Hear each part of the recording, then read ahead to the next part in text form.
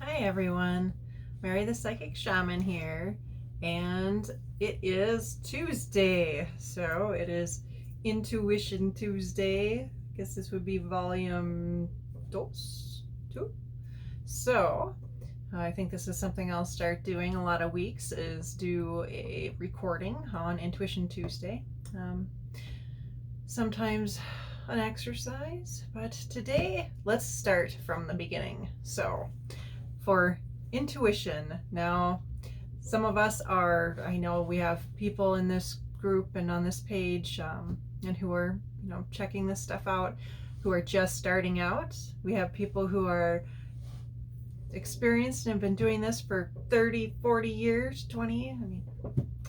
So there's a wide range of, people that we've got here.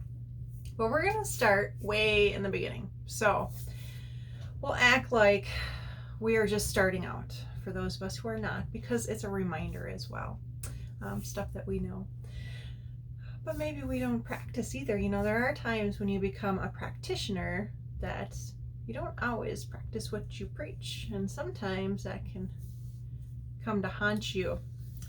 Usually more shadow work, which sucks, but anyhow. So let's start in the beginning. Okay, say you are new to this and you're just starting on your spiritual path, or restarting, because a lot of us do that, where we restart after 10-year hiatus or what have you, and you want to know how to increase your intuition. Well, you know what everyone says, the first step is meditation. And yes, I know. I get people who roll their eyes at me all the time. A lot of my clients are like, I hate meditation. I can't do it. And, there's people who can't stand guided meditation because it doesn't work for them. They can't visualize. So go to the basics. What does meditation entail? There are many different types of meditation. There are different levels of meditation.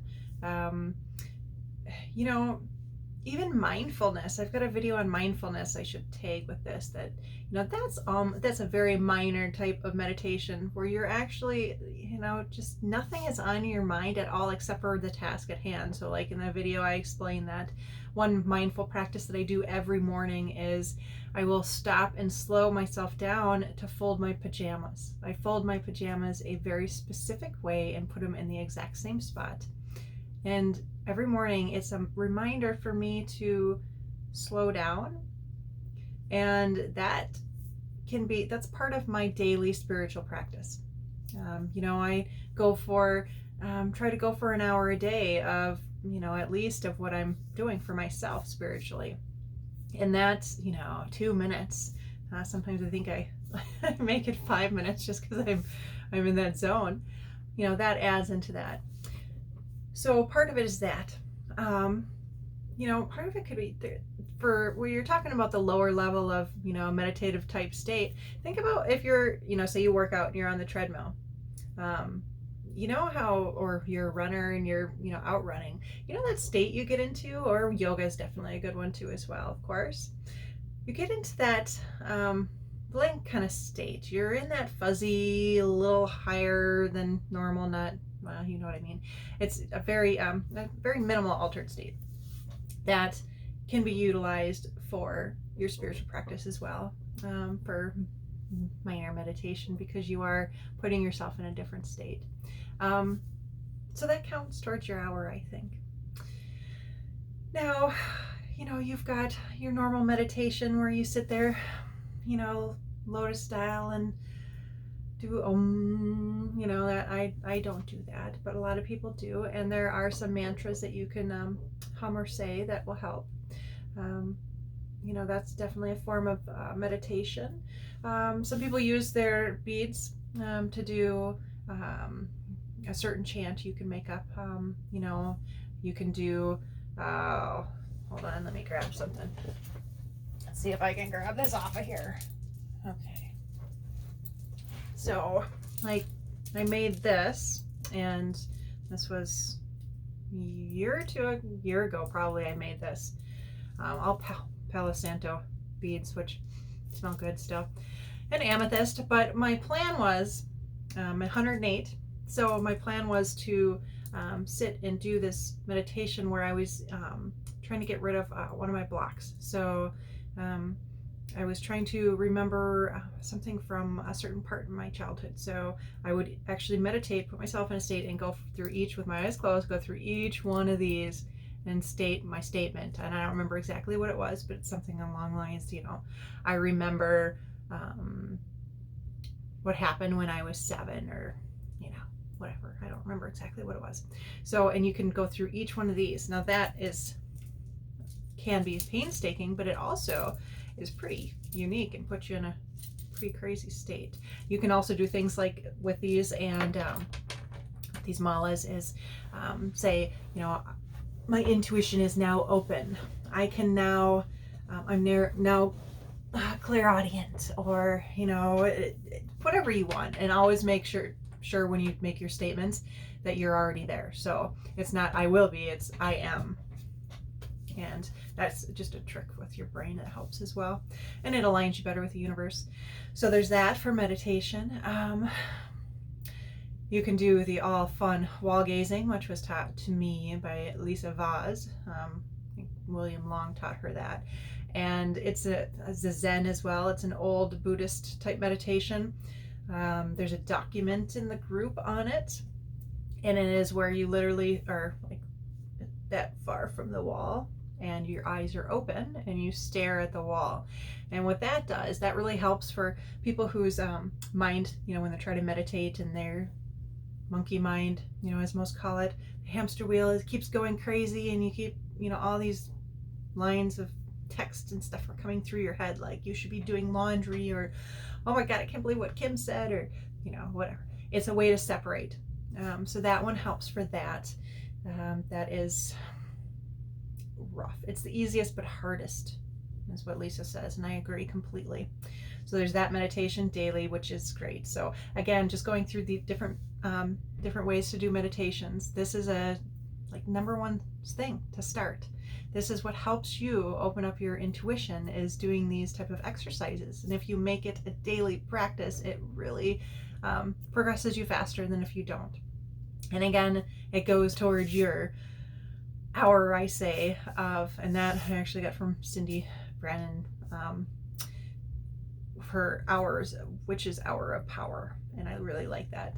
So that is, how I got to the 1 hour of power, one hour of spiritual work a day for self.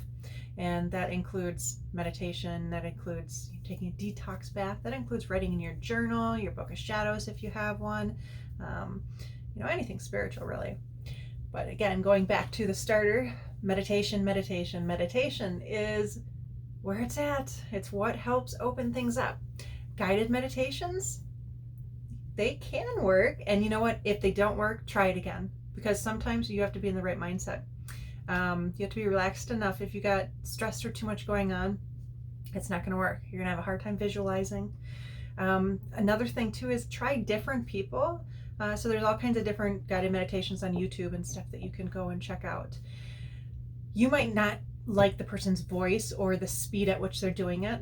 I know for me, guided meditations, I end up turning off because I'm ahead. I am go off on my own. I'm doing something different than what they're saying. So I don't utilize them. I did in the beginning though. So that's one way. Another great thing, of course, from a shamanic perspective, Michael Harner has a 15-minute and a 30-minute free YouTube video that is shamanic drumming. This is the drumming that we use to get into an altered state. Sometimes I'll drum, sometimes I rattle, sometimes I don't have to do anything but breathing to get in it, which is awesome. But it is a way that it is the same beat. It will bring you into your altered state, and then there's a beat at the end that quickens, that tells you basically to get your ass back, and so it helps. The 30-minute one is pretty extensive, so try the 15-minute one. So that's another way for meditation. Oh, there's so many different ways. Staring at a candle. That is easy for first timers, and we all know, or how I love to be outside when there's not snow.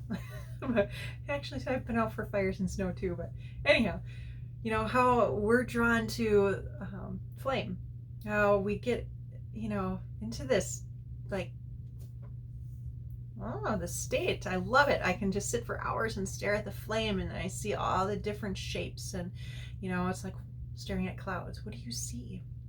You can actually get some messages from spirit if you connect enough, with fire and flame. Another neat thing is with the candle flame. If you are just starting to get connected with one of your guides, or you're talking to a deity, or someone's spirit, and you're not sure if they're hearing you, listening, well, watch your candles so you can see how, light the candle, see how it normally reacts to things, right? Some wicks are too high and they go crazy, what have you, but just watch the normal, and then try to get into a meditative state, and start talking, asking questions to your guide, and watch the flame. See how it jumps, see how it moves. Is it moving towards you? Is it moving away from you? Sideways? Is it being frantic? Is it your guide? You can get messages that way. So that's fun too. Oh, what else do we have for meditation?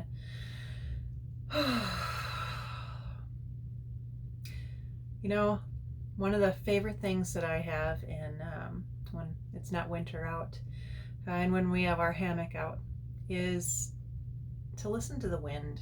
And I've always done this since I was a child, is listen to the wind. I'm very drawn to the wind. I can get the wind to talk to me too. Play with my hair, answer questions. Listen to how the wind blows through the trees. That is mild meditative state that you're connecting. You're connecting with Mother Earth, and you're connecting in. So that counts, guys. It's all the little things is how you start. When you go to sleep at night, or when you wake up in the morning, give yourself time to just be. Don't allow the daily life, wow, sorry, the camera just did something really weird. Don't allow your daily life to get in the way for these times. And that's a big key, is, just be. Don't think about work. Don't think about what you have to do. Don't think about the kids. I know that sounds bad, but don't just completely wipe your mind clean and just be. And when you can get to those points, and that is the point of meditation, really, is just getting to those points where you are separating yourself from, the everyday life here, so that you can hear and listen. You can hear what spirit is saying to you. You can see the signs. The more we do these little practices, the more we open ourselves up, the more we notice the synchronicities that are occurring.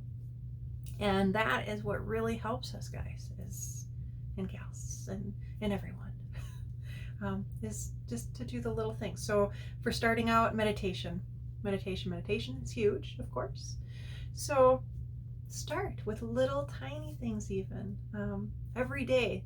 And because the thing is, when we try to do big things, like I'm going to spend 1 full hour continuously every day doing this, that gets hard when we have a family, another job, things like that. So instead, just take your little 3 minutes even. Showers are good too. And another thing, oh yes, I have a video on that too, is cleaning, doing a little minor chakra clearing in the shower every day. That helps too. The thoughts. Think about the thoughts, and think about when you're showering, allowing the water to wash over you and clean. Get all that hooch out. Nobody needs that crap. Get all that heavy energy, that hoocha, get it, wash it right down the drain. Ooh, and another thing, and throw it in the fire. I love fires. I gotta have a fire. Snow needs to go away. But if you're feeling icky, you feel like you got a lot of hoocha, I'm going off topic here, but push it in the fire. Breathe it out. Get it out. Mother Earth will take it. Spirit, angels, they'll take it. Change it into something else. Take it from you. So meditation. That is the start. First thing. So pick something. Do something little. it just something to get your mind to stop with the daily stuff, your everyday stuff. Separate your ego or your monkey mind from your higher self.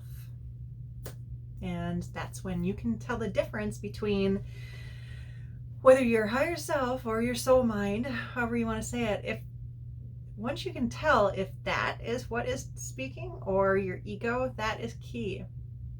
And then you'll be able to trust the messages you're getting too. So it is big, and meditation is what helps you start. So let me know, what did you do to start out? What helped you with your intuition? And I think I'm actually I am starting a class on this, on growing your intuition and opening up, and probably one on psychopomp as well. So if you are interested, send me a PM. Otherwise, just watch out on the business page. There will be information. So anyhow, get to meditating and let me know your thoughts, what you did in the beginning and what you do now. And we will see you guys later. Have a good one.